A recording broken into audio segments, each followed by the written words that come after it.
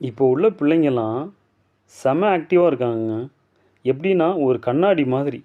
நம்ம என்ன ஆக்ட் பண்றோமோ, அத அப்படியே அப்சர்வ் பண்ணி, அத ரிஃப்ளெக்ட் பண்ற அளவுல இருக்காங்கங்க. இது எனக்கே நடந்த ஒரு விஷயம் தான். நான் ஆஃபீஸ் போயிட்டு ஈவினிங்ல அன்னைக்கு டென்ஷனா ஏதோ வந்திருக்கேன். என் வீட்ல பார்த்தீங்கன்னா, என் ஒய்ஃப் வந்து எனக்கு 2, 3 கடைக்கு போணும். அந்த பொருள வாங்கிட்டு வாங்க அப்படிங்கிற மாரி சொல்லும்போது, நான் என்னோட வாய்ஸ உயர்த்தி என்ன சொல்லிட்டேன்னா, "இல்ல என்னால முடியாது. நீயே பார்த்துக்க."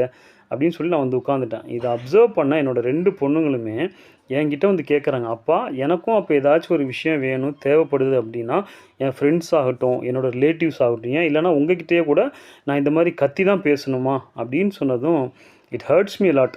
நான் நெனச்சுக்கிறேன், "ஏன்டா நாங்க கோவப்படுறதே ஆடிக்கு ஒரு நாள், அமாவாசைக்கு ஒரு நாள். இதில இப்படி வேற ஒரு பிரச்சனையாடா?" அப்படின்னு சொல்லிட்டு, உடனே வெரி நெக்ஸ்ட் டே ஒரு 3 ரோஸ் ஃப்ளவர் வாங்கிட்டு வந்து என் பிள்ளைங்கள்ட்ட குடுத்துட்டு, ஸ்மைல் பண்ணிட்டு நான் சொல்றேன், "செல்லங்களா சாரி, எஸ்டர்டே அப்பா பண்ணது தப்பு தான். நம்ம அப்படி பண்ணக்கூடாது. எல்லார்கிட்டயுமே நம்ம லவ்விங்காவும், கேரிங்கா தான் இருக்கணும்னு" சொன்னதும், தே ரியலி அண்டர்ஸ்டூட். இதில நான் எல்லாருக்கும் என்ன சொல்ல வரேன் அப்படின்னா, என் பிள்ளை நம்மகிட்ட அன்பா நடந்துக்கல, கேரிங்கா இல்லன்னு சொல்லி சொல்றது, முதல் மிஸ்டேக் நம்ம மேல தாங்க இருக்கு.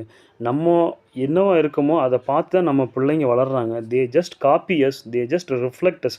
அதனால அவங்களுக்கு எப்பவுமே நம்ம அன்பாவும், அரவணைப்போடும் இருப்போம். கண்டிப்பா அவங்க வளர்ந்ததுக்கப்புறமும், அவங்களும் அதே தான் எல்லாருக்கும் பண்ணுவாங்க. எல்லார்கிட்டயும் அன்பா தான் நடந்துப்பாங்க. நான் இத சொல்லி முடிச்சுக்கிறேங்க. Thank you.